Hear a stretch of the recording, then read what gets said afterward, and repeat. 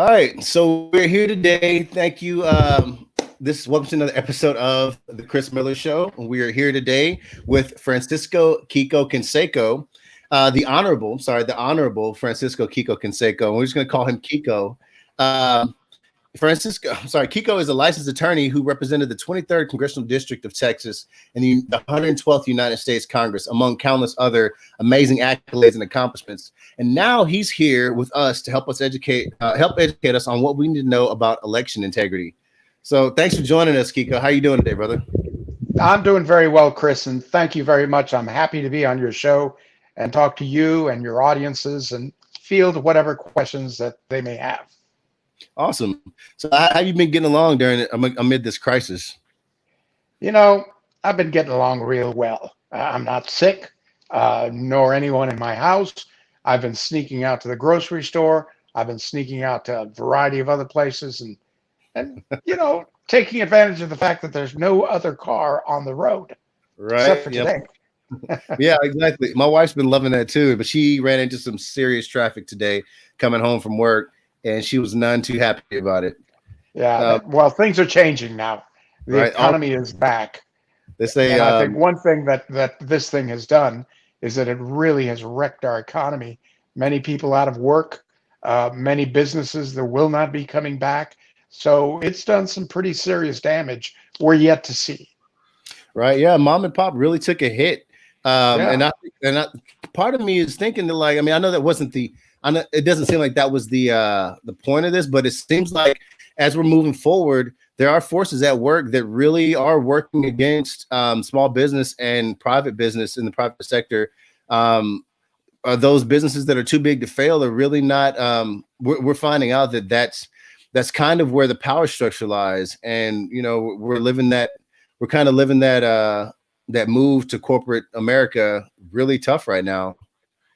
You know, Well, you know, corporate America has its place, right? but I'm more concerned about mom and pop and all these corner stores and these new stores that are just starting up or these new businesses that are starting up.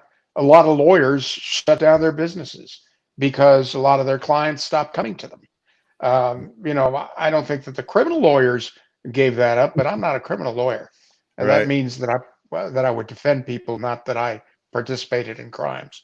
right. Not you're not the kingpin lawyer. Yeah, I got you. No. So on that note, tell us about your background. Well, I was born in Laredo, just on the border. I went to law school at St. Louis University. I also went to law school at the University of Paris in France, but Oh, have wow. been practicing law in Texas all my years as a lawyer. I've been involved in heavy real estate, in oil and gas, and in a variety of other practices, including banking. And in 2010, I was elected to represent the 23rd Congressional District in Washington, D.C., and I served a one term. They redistricted my district, and I lost it to the other side. So I've been practicing since, and now I'm with the Texas Public Policy Foundation, heading up the Election Integrity Project. And I'm happy to be doing that because I believe that I also hold personal experiences in election fraud and in what goes on behind the curtain with vote tampering and election fraud. That Indeed, sometimes tilts elections that are very too close to call. indeed. So, uh, so you at the mothership, you're saying you work with election integrity.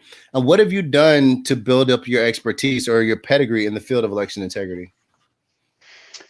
Well, I've represented a lot of candidates as a lawyer on a Okay. variety of things, and I can tell you one story. There was one Texas state representative candidate that his polls showed that he was going to win by an overwhelming majority, Mm, but it turned out that he lost by some 200 votes. So we went and looked at all the counties where he lost, and we looked at the mail-in ballots, and this was in '04. and we found more than 2,500 ballots that were Wow. fraudulent on their face and should have been counted out. So that goes on. And of course, we were looking at mail-in ballots that went through old folks' homes, And which is we one of the areas where these ballots are abused. indeed. Other things that I've noted, and I'm going to give you an example. As a young lawyer down in a border county in Texas, Okay. um, I was picking a jury, and there were about 120 veneer men there. And the judge says, if you are a felon or if you are not a citizen, you cannot be on a jury. So before we continue, I will take all of your excuses. And more than half of the veneer men get up and get excused. It Huh. tells me that at that time, that was mid 70s, 75. It tells me that um, where are they getting these veneer men if not from the voter registration rolls? And it tells me that there are a lot of people that are not entitled to vote, um, Right. voting and getting on things. And we got to remember something very important, Chris, Hmm. that voting is a right of citizenship. It's not a right like the First Amendment right, freedom of speech, Right. and etc. It It's is a because of right of citizenship, right. and because of that, if one vote is stolen, then it's a vote against a citizen or a robbed vote from a citizen, and the Right. true voice of the people doesn't come out. And that's the real where this all hinges. That's kind of the crux of this whole entire thing is that when it comes down to people that aren't qualified to vote because of their status as non-citizen or somebody that doesn't pay taxes or somebody that is not a contributing member of our society or that has been otherwise barred from voting, that is, like you say, it is something that it's like a kind of a stab in the heart of liberty if you think about it. So somebody's not, Right, you know, because right. now they're taking away that vote that I've earned by being a citizen here, or but that advanced citizenry that we as Americans are duly earned, have duly earned, or duly are what's the word, are, that are duly owed. In, owed and entitled to, because we Exactly. have to remember something very, very basic in our Constitution, and that is that it's we the people. What we did when we cobbled this Constitution is that we turned what had been going on in the world upside down. Yes. It used to be, and it still was, that Top. No. there was a king or there was a government, and that was the sovereign. And the Yep. people, the citizens, were subjects. But what this Constitution does is that it says you, Chris, me, Kiko, and every citizen is the sovereign, and the servants are the people that we send up to either Washington or Austin to represent us. Those are our servants, and if Right. they don't do their job right, we have every right to kick them out. And that is something that I think that we need to remind these people, because we call them leaders when they are not. They are representatives. And as my really good friend Nico LaHood once told me, if you're not prepared to go in for one term and get out, then you're not prepared to make a change. Because Right. people that make change, they usually don't stick around that long, because change is hard for people, and change is an upheaval. And that's one of the things that people have forgotten. We used to be a mandate back in the day when people would get when the first assembly was started. There were people that was a rule that they only paid per diem, and they only were up there for the time that they were only paid for the time that they were in session. Now they don't even have to be there. They don't even have to vote. They're just getting paid, and everybody else is getting screwed here in real America or middle America, and they're still sitting back collecting a check, and in fact giving themselves raises, which is a travesty in itself. Well, that's very true. But it's almost like when you go to church on Sunday, Mhm. there are a lot of our neighbors and stuff that go up there and help out with the church in Right. one way or the other. They don't get paid for that. Right. They're doing it because they want the purpose of the church and the purpose Yeah. of what it is to continue and to be elevated so they can touch the people that go and attend church. Right. And it should be the same way with our elected representatives that go and represent us in Austin or in Washington or wherever they go to represent us. Uh, and I think that we forget that, and we deify those people that get into office, and we hold them up on a platter when they should be not held up on a platter, but they should be controlled. Exactly.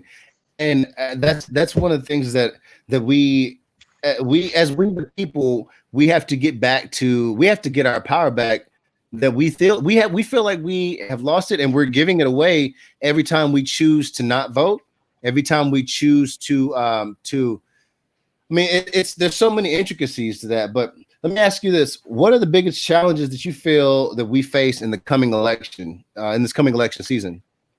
There's a lot of chatter out there about this or that and the other, and there's nothing like a well-informed voter. Well-informed. Yeah. Amen. And there's a lot of rhetoric, and you've got to be able to uh, weed out what is the truth and what is not the truth. And nowadays, there are so many resources out there that we can learn about what is correct and what is not correct. You hear these candidates throw bombs at each other, and oftentimes it confounds us.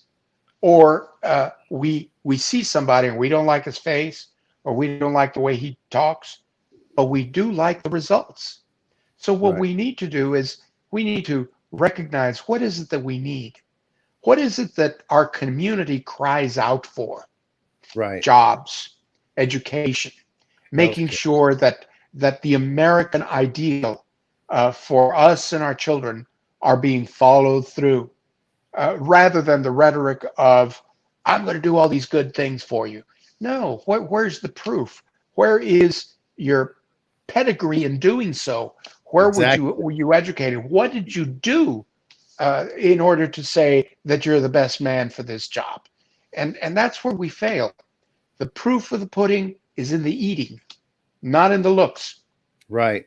Because if we know anything about, I don't know if you know anything about what they do on TV, but I like that analogy because a lot of the food we see on TV, it looks great, but they actually, let's take for instance, what is it they use for ice cream? They use mashed potatoes.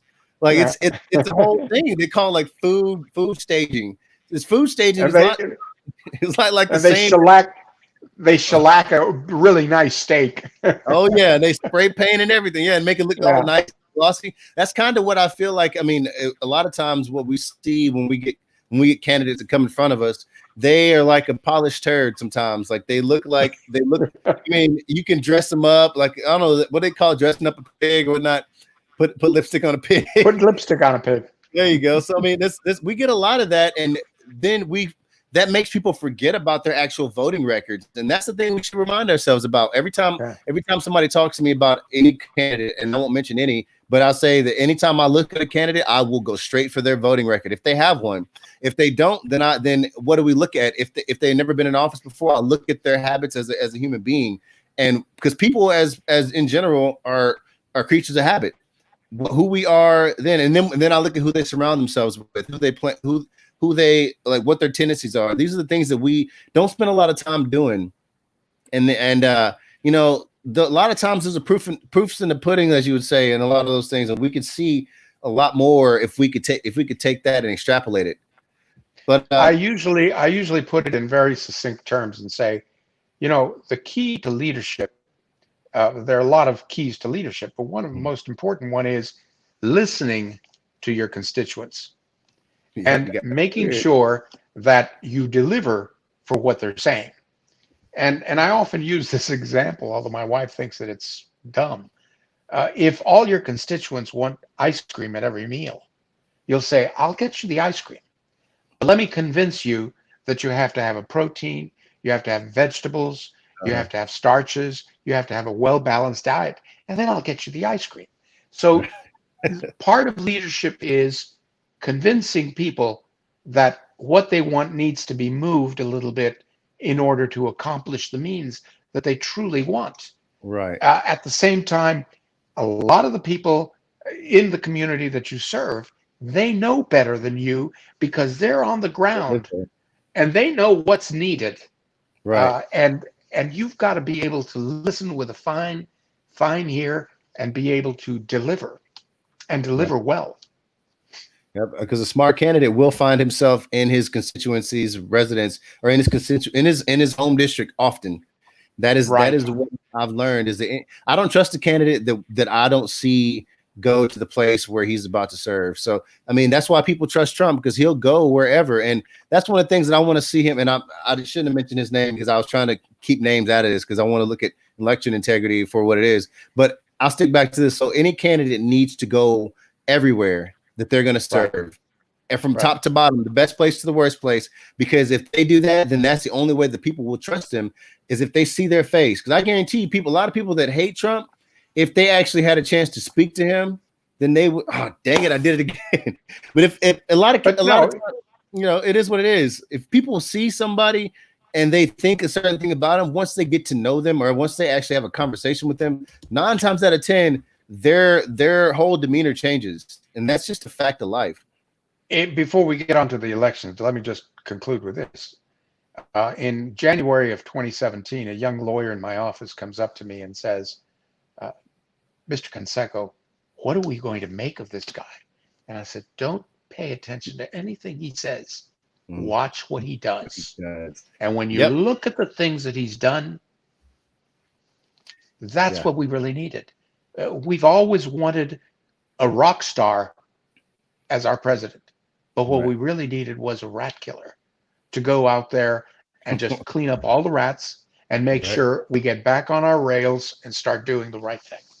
Yep. And that's why they hate him. That's why the Mm-hmm. media hates him. That's why the left hates him because he's putting a lot of rats out of Yeah. out of the house.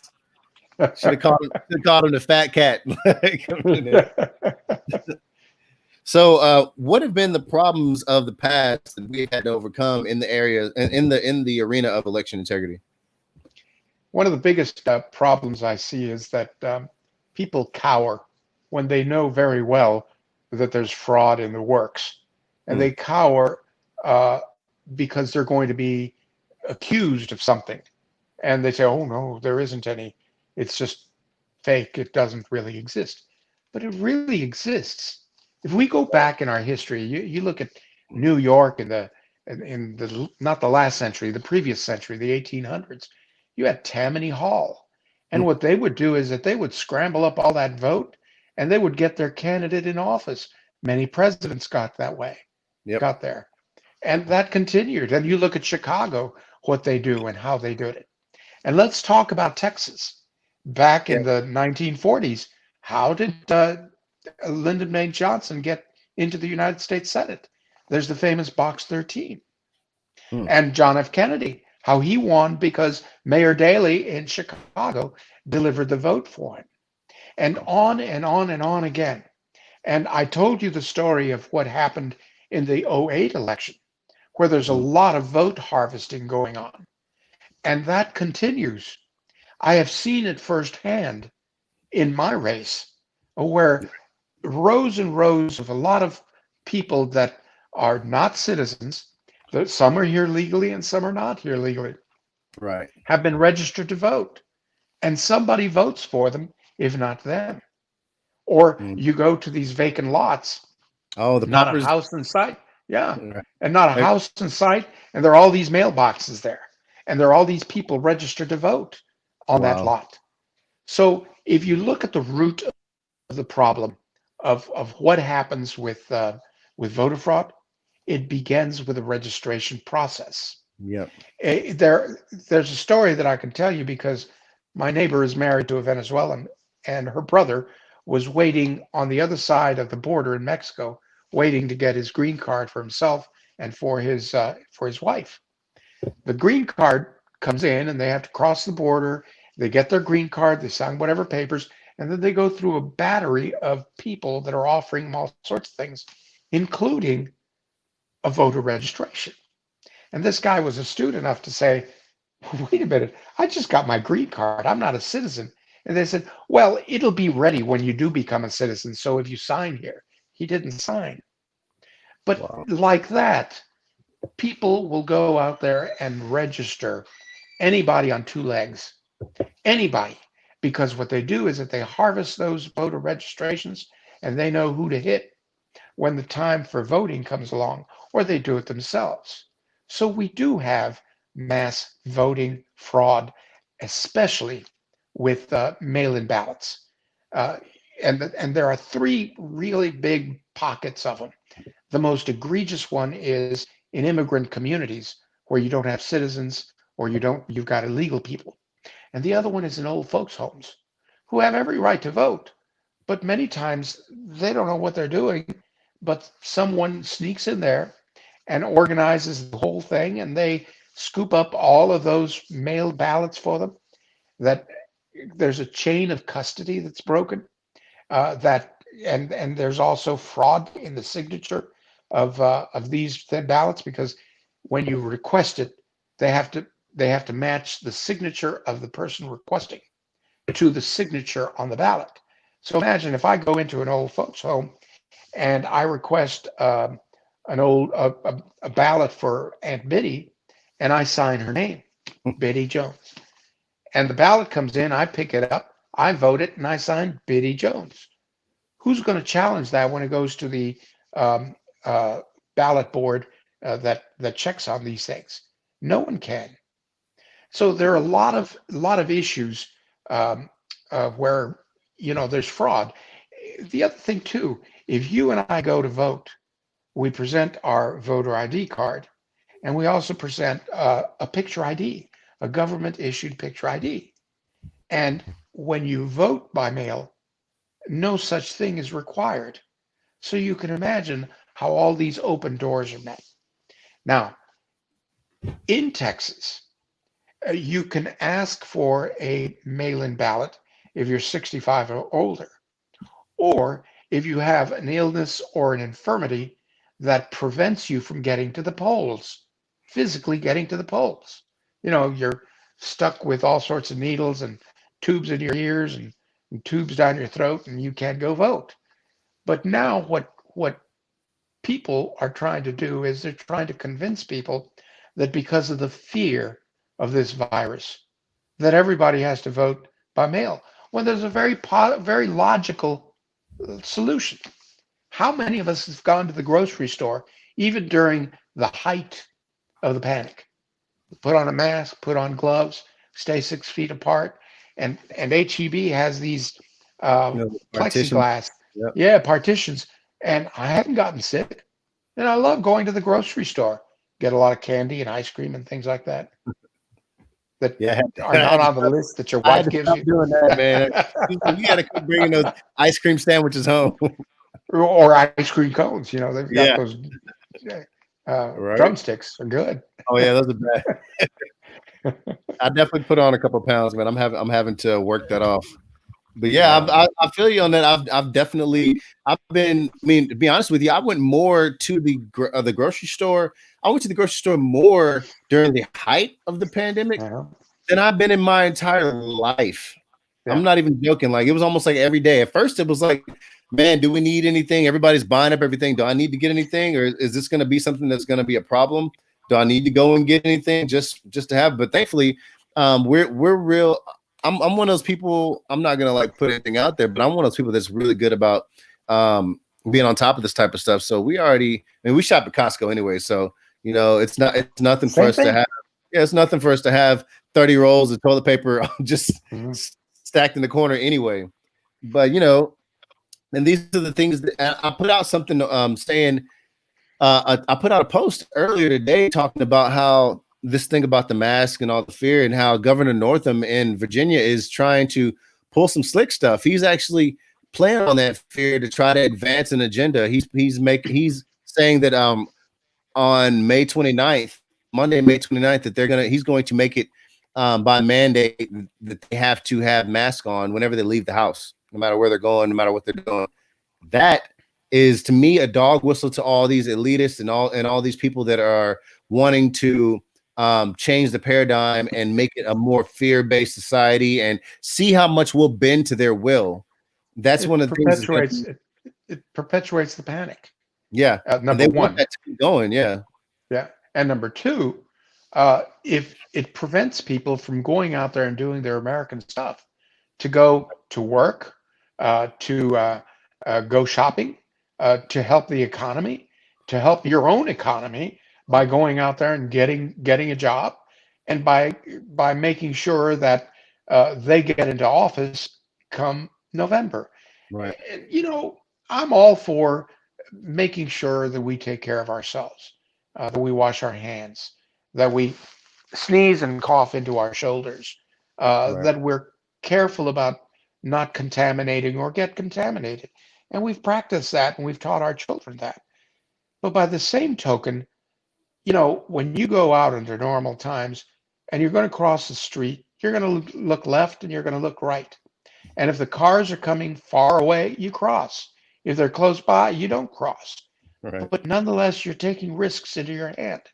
Right now in San Antonio, it's raining and thunderstorm and all that. You go outside, you're taking a risk that Yeah. lightning's going to strike. Right. And those things, that's life. We take a risk that what we're eating is going to cause cancer. We take a risk that we're going to get run over or get in an accident. All those things are just part of life. And we've got to be able to deal with it in a human way to make Right. sure that what is more important is that we get this economy going, that we get our election system right so that no votes are stolen and the right voice of the people is heard.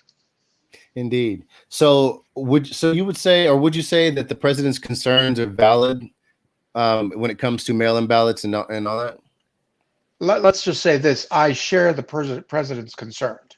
concerns very, very much, because unlike some of these commentators on both sides of the aisle that say it's a fiction, it's not a fiction.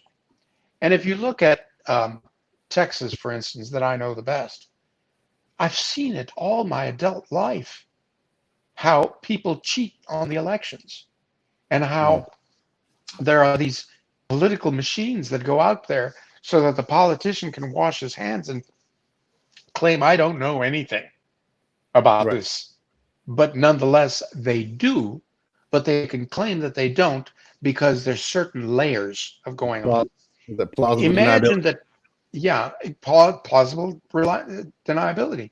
Imagine that voter fraud, not just in Texas, but in this country, is like an iceberg.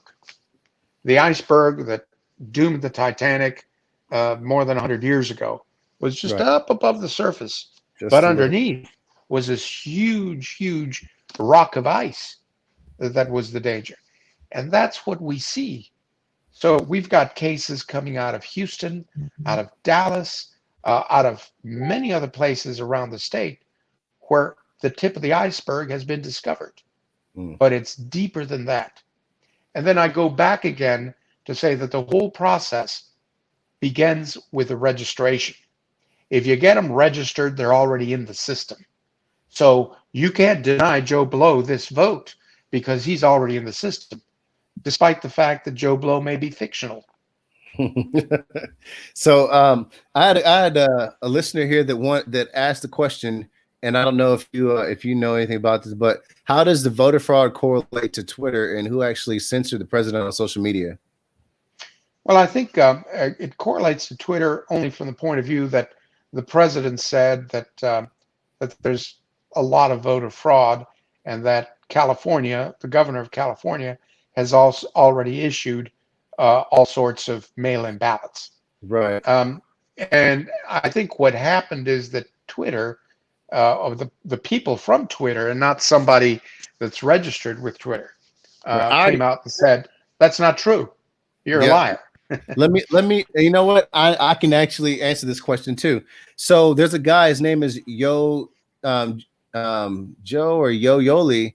That's his Twitter handle. He's supposed to be the election integrity czar for Twitter.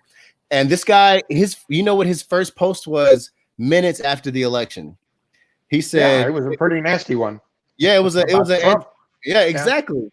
So this is who's fact checking our president. This is who's fact checking anybody, any conservative. He's an anti-conservative or what? I mean, he's a progressive liberal, whatever you want to call it. Mhm. But you can't have biased people trying to do checks and balances on bias. That doesn't make it doesn't make any sense. So this is why the president. These are the things that people don't know, and why they should question this. And this is why the president is duly concerned, because there Twitter is a hate machine for one. I don't put any thought into Twitter being having any relevance. But for the fact of the matter that that's the only way that Trump was able to communicate with his base, because the media is doing such a bang up job of being so biased on every account. Now Twitter's trying to do that. That shows me how deeply entrenched they are in into this fight. Is that they're trying to censor the president on the means that the very means that he was using to connect to the people, and that lets me know that they feel like they're losing. When you try to shut people up, that's when you know. That's because when you're losing, when you're having an argument with somebody. Let's just take as we're kids. If you're having an argument with somebody and you are losing, what is the first thing that you say? Shut up, because you can't take any more of the truth. You don't want them to get any deeper into kicking your butt, so you have to shut them down. This is how we know that we're winning when this happens. You Well, know, much more to the point. I'm going to give you the example of the petroleum industry. right? Petroleum industry is owned privately. It's not government owned. It's owned by people that stock in the thing, and it's an independent company. And it should be free to do whatever it wants. Right. However, because it has become like a public utility where Mm, it serves a very important public and national need, right. the government comes in and regulates it so that it doesn't abuse, not just in its pricing, but also so that it doesn't pollute everybody around it. The same thing when you've got um, a broadcasting thing that has come to the level of a public utility. Like So Google, Facebook, Twitter, Google, Facebook, all those things YouTube. have come to the level of a public utility because we all use it. Yep. And because of that, they should have some degree of regulation in order to prevent them from monopolizing the political thing. If you analyze it, this is just one tweet that the president did.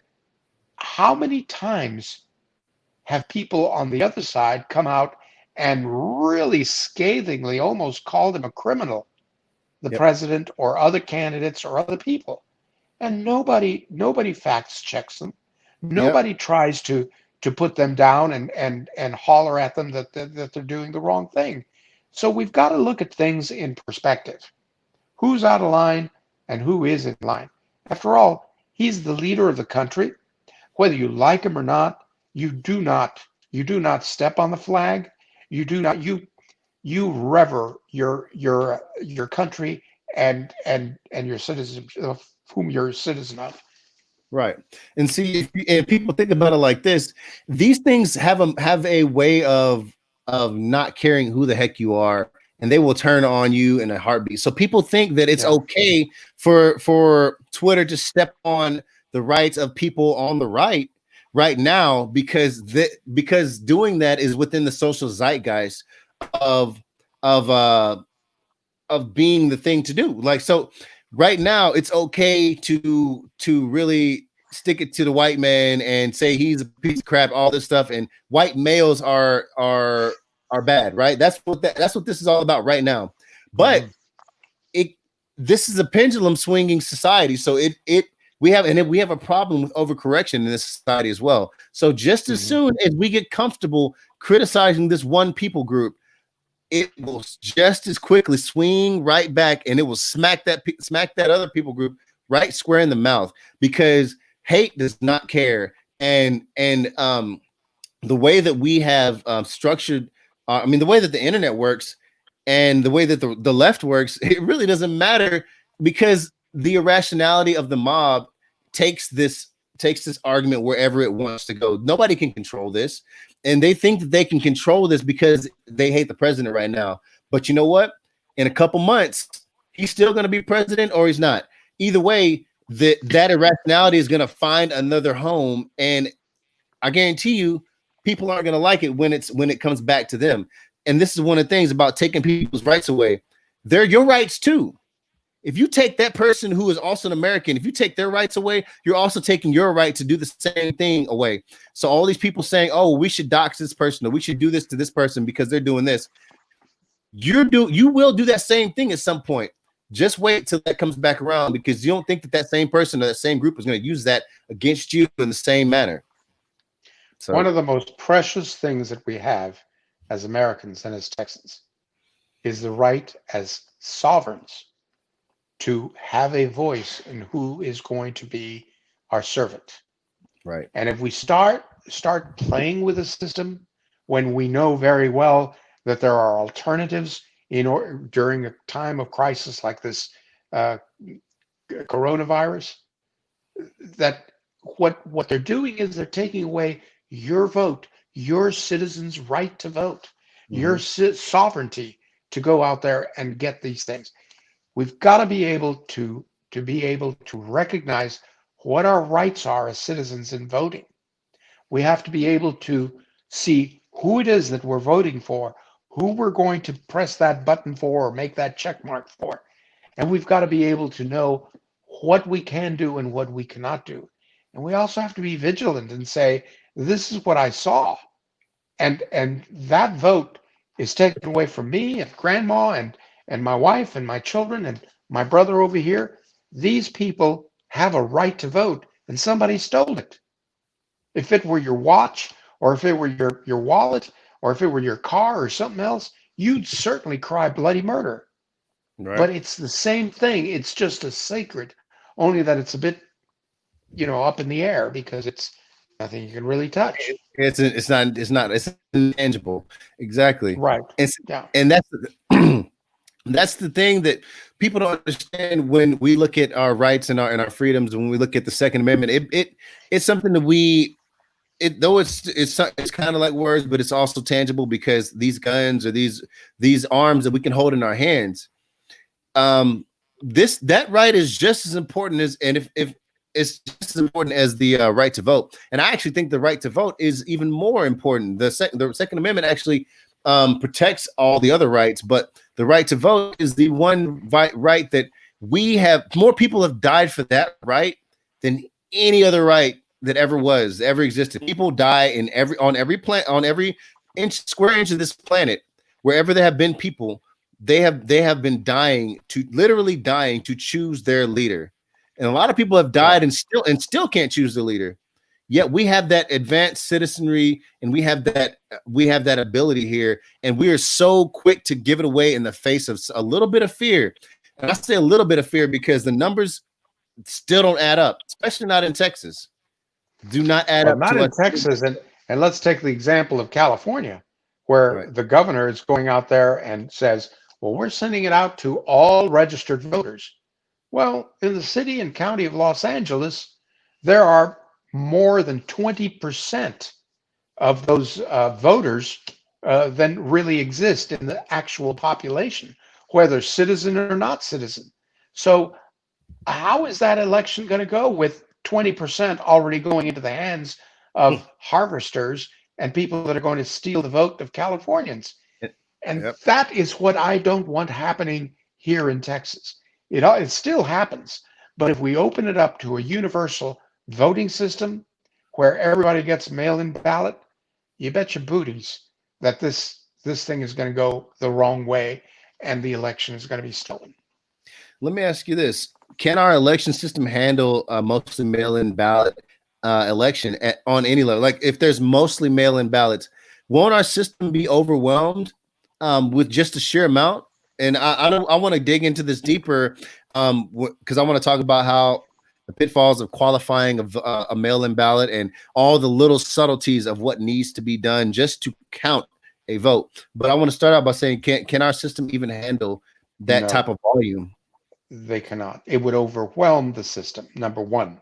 Number two, it would call into question every election.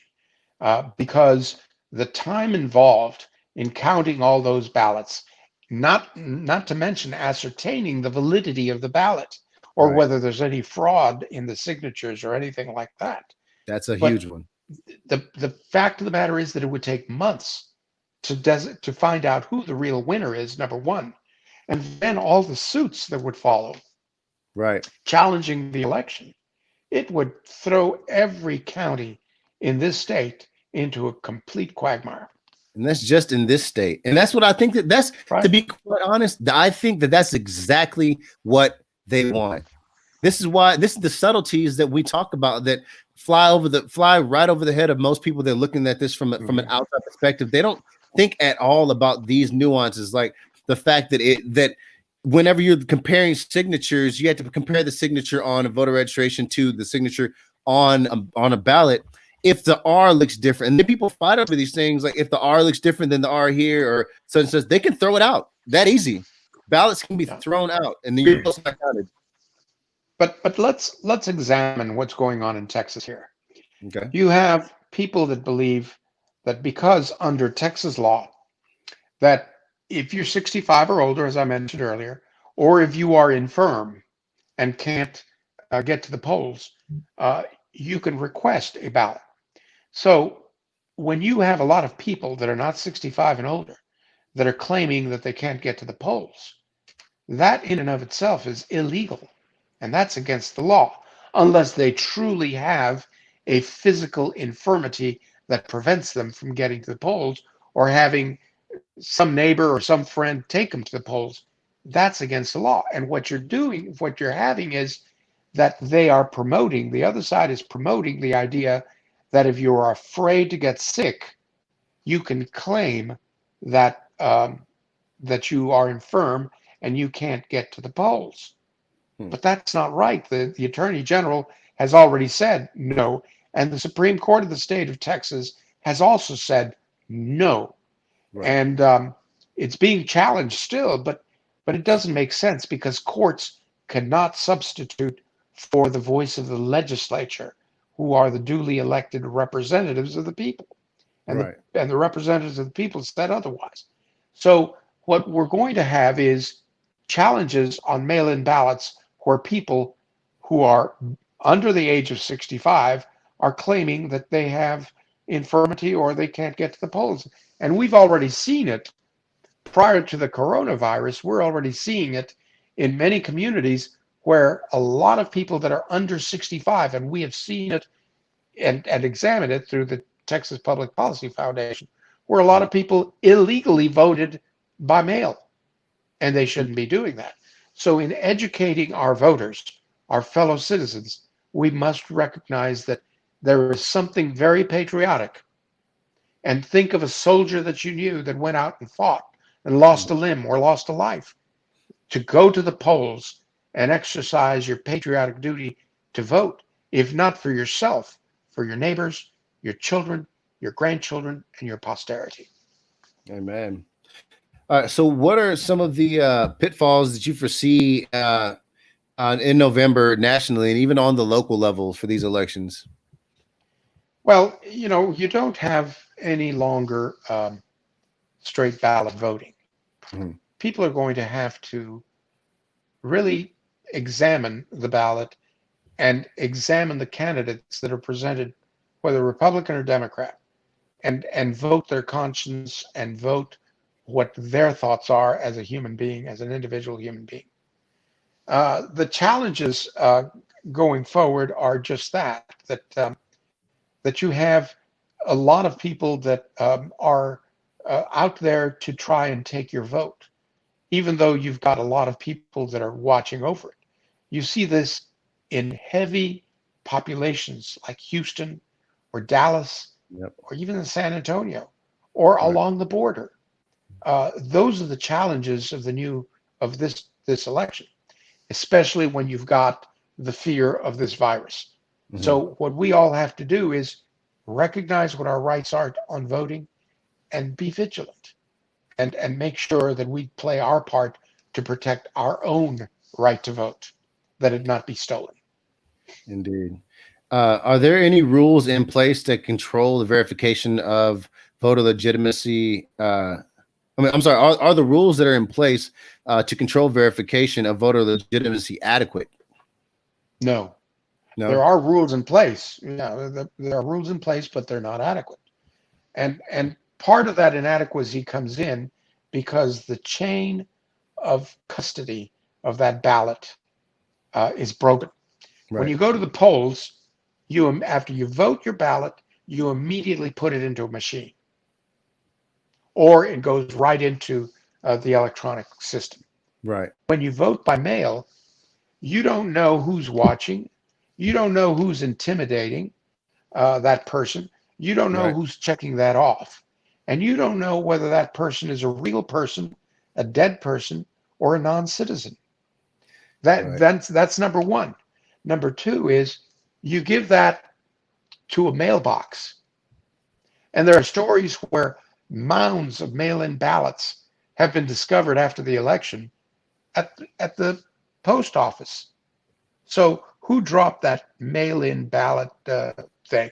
Who stopped that? So what you've got is a lot of opportunities for a mail-in ballot to falter, and there's no voter identification. And you also have to have counter signatures that Right. many times it's somebody else's signature. Right. So let me ask you this. We had a question on here. It says other countries are having safe, successful elections through registered email. The software has been tested more secure than location machines that are still susceptible to radio frequency manipulation. How do you feel about safe voting from home? Well, first of all, I don't know how other countries handle it. I'm sure that, and I because I don't know, but I assume that they have built-in security things that have happened. But come on, let's face it. How many of us have had our computers hacked? Right. That's number one. Number two, to answer Email. your question, right? I I do not have faith in internet voting. I do Right. not have faith that my vote is going to get to the right place. Right. Um, it's the internet is a wonderful thing. When it first started in the late '80s and during the '90s, it was wonderful. But what happened? All these crooked people start finding ways to hack it Right. And the and email to cheat it. and the Yeah, internet extrapolated itself by millions of times. The internet became right. what we see on the surface is one less than 1% of what the internet actually is. The internet grew in that very moment. It's like the internet grew a million times and it dumped itself into the seedy underworld of the dark web, which accounts for more of the internet than we could ever believe. And I mean, I speak to that too when it comes to online anything, email anything. I can tell you right now that I don't trust email because I know that Google is looking at your emails and they told us so. Yahoo, Google, Hotmail, all that. They're all looking at your emails and we know this. So why would we trust our email to Google? Why would we trust our voting to Google? That's like saying, here, Google, choose my leader for me. And I'm not doing that. So let me ask you this. Can it be done before election deadlines? I'm sorry, hold on. Now I've already asked that. Will we run into any issues with election deadlines for ballots coming in late? With if we Yeah. chose to mail in, If we all pick mail-in, or if the people that want it this way have their way, which I don't think they're going to get their way, but I'm still very wary of it. Um, there are going to be a lot of issues of late votes coming in, of many ballots that got locked up, and we go back to the same scenario that I talked about earlier, the idea that um, you're going to promote a lot of litigation and a lot of uncertainty as to who won the election. right? So, with these last 2.5 minutes, please give my viewers and listeners your thoughts on where we are as a nation and what we must do to move forward successfully as a nation. And if you want to kind of throw in your case for or against mail-in ballots to my audience. I don't believe in mail-in ballots. I know that there's a place for them, but I also believe that the current system in Texas, I'm not speaking for other states, the current system for Texas is so flawed that it doesn't guarantee that my vote is going to be stolen. And I will tell you something else with regards to um, the mail-in ballot. I think that what we need to do is we need to recognize our patriotism. We need to make sure that whoever is voting by mail-in ballot has well informed as to who they're going to vote for, and protects that ballot to make sure that it gets into the right hands. Very, very important. Um, where we are as a country, I think we're playing with fire, but I think we've been playing with fire ever since the founding of this nation. We've had troubles before. We had a civil war. We had a battle in the 1960s over human rights and civil rights. Um, and those battles continue because the beauty of our nation is the open discourse, the idea that if my ideas are bad, they're going to be weighed by the other side, and my idea is going to go away. And right now we're playing with ideas that are very un-American. Socialism, things that control our daily life, going to collectivism rather than to the true constitutional things that God endowed us with certain inalienable rights, and among them are freedom of thought, individual rights, free speech, life, and liberty. Those are very important values. But if you collectivize them, then we no longer have the freedoms and liberties that have made us great and been able to discuss among ourselves all these values. We now find ourselves in, to quote Lincoln, in the battlefield, whether our values of life and liberty and the pursuit of happiness, whether they will really survive, or are we going to go into a collectivism like we found in communist Russia or now find in China? Indeed. Very well said. Well, thank you very much, Quico. I really appreciate you coming on. Chris, It was a I would be pleasure. more than happy to visit with you again and talk again. So let me know. And I hope I've answered questions that were germane and also added a little bit of humor into the conversation. It was great, man. I really appreciate it. We will keep in touch. I'm growing quite fond of the mothership, and y'all have been providing expert opinion at every turn. Y'all tell Sarah next time you speak to her, she's amazing, and she keeps putting me in contact with y'all and doing the thing. So, man, God bless you. You stay safe, Thank and you. I look forward to speaking to you again. All right. Congratulations. You got a great show. Thank you very much. Y'all Thank you. stay tuned. Next week, we're going to have Emily Sass on, also from the TPPF. She's going to be talking about K through 12 education and online learning and how we're evolving as a species when it comes to education. All right, y'all tune in again. God bless. All right. Thank you. Peace.